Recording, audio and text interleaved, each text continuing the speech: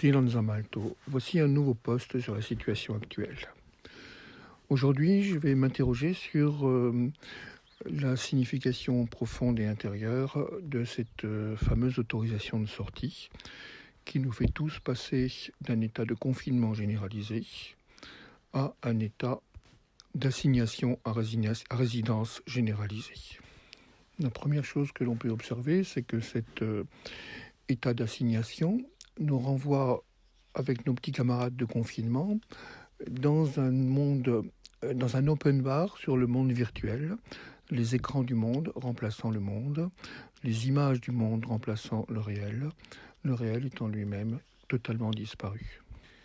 Cette autorisation de sortie ne crée que de rares canaux de circulation vers les espaces de production de forces mortifères tels que nous l'avons nommé la fois précédente.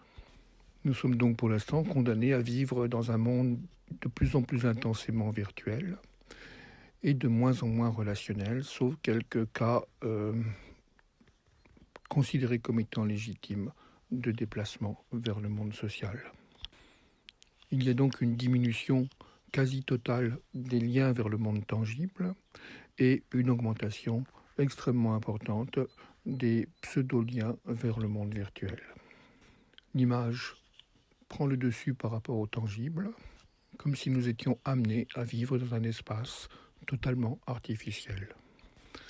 Maintenant, lorsque nous sommes amenés à signer cette fameuse autorisation à sortir dans des lieux spécifiques et choisis par les structures politiques, peut-être faites-vous cela d'une façon joyeuse et heureuse, en sachant que vous participez que vous contribuez au bien commun, mais peut-être aussi, et c'est plus vraisemblable, ressentez-vous une réticence, une résistance, voire un conflit intérieur, ou pour le moins un temps de râlerie, ou simplement une espèce de soupir intérieur.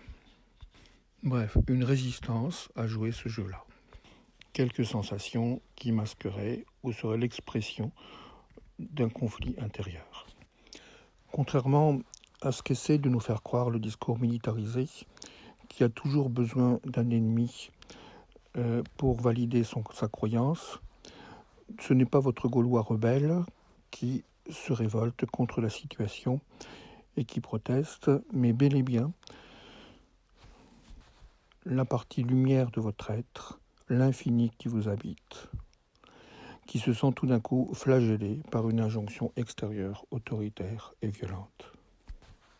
Une réaction psychique d'énervement ou de refus ou de gêne est l'expression de l'impuissance de votre être spirituel à manifester, lui, sa propre liberté et son propre mouvement de vie, parce qu'il est soumis à une pression extérieure qui n'appartient pas à sa propre loi intérieure, mais qui est imposée par une loi extérieure de nature politique non choisie. Comme nous devons nous-mêmes signer cette autorisation, c'est une injonction extérieure qui nous somme d'intérioriser la loi, d'intérioriser l'autoritarisme plus exactement, et non pas la loi, au nom du bien commun. Mais est-ce vraiment le bien commun ? L'expérience de Hong Kong nous montre que c'est en réalité ce qui protège les autres, c'est le port du masque et non pas le confinement. Je rappelle qu'à Hong Kong, il y a eu en réalité seulement 4 morts et que l'épidémie a été jugulée très rapidement.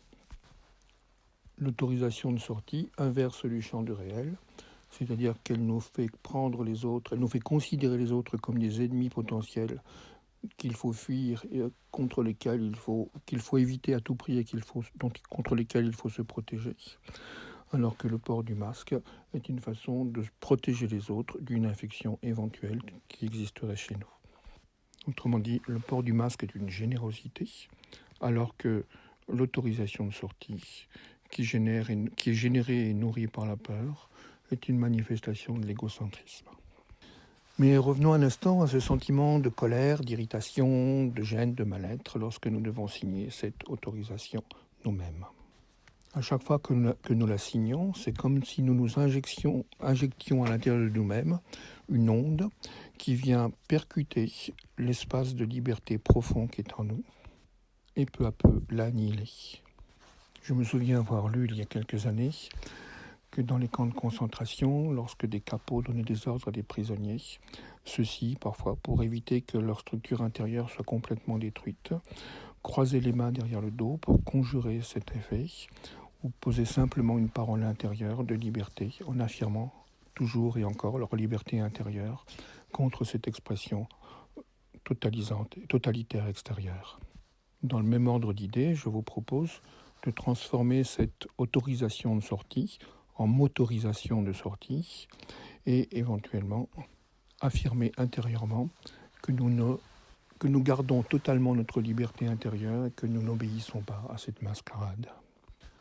Car cette autorisation répétée d'une pseudo-autorisation nous installe en nous collectivement un terrain futur de soumission à l'ordre et à l'autorité, au détriment de l'écoute des impulsions de notre être spirituel. Donc non seulement nous sommes condamnés à surfer sur les écrans du monde tout en nous retirant de ce dernier, mais nous abîmons également l'intégrité de notre psyché à chaque fois que nous devons signer ce papier, parce que c'est une façon d'interdire tout acte libre, tout acte, que cet acte soit d'origine psychique ou d'origine spirituelle. D'autant que nous savons que le virus n'est pas un ennemi, mais est une bibliothèque d'informations que les forces spirituelles utilisent pour pénétrer dans nos structures cellulaires, réorganiser l'ADN et nous permettre un plus grand niveau d'intégration. Je rappelle que dans 90% des cas, ce processus est asymptotique ou avec très peu de symptômes. Il reste 10% des cas où des symptômes plus violents apparaissent et 2% de mortalité. Et on peut entendre aussi dans cette configuration que c'est des cas où la distance entre l'âme et la personnalité est trop importante et que le travail de réalignement n'a pas pu se faire. Toujours est-il que d'un point de vue statistique, il y a beaucoup moins de morts que de gens qui meurent d'AVC, qui meurent de problèmes cardiovasculaires, qui meurent de cancer.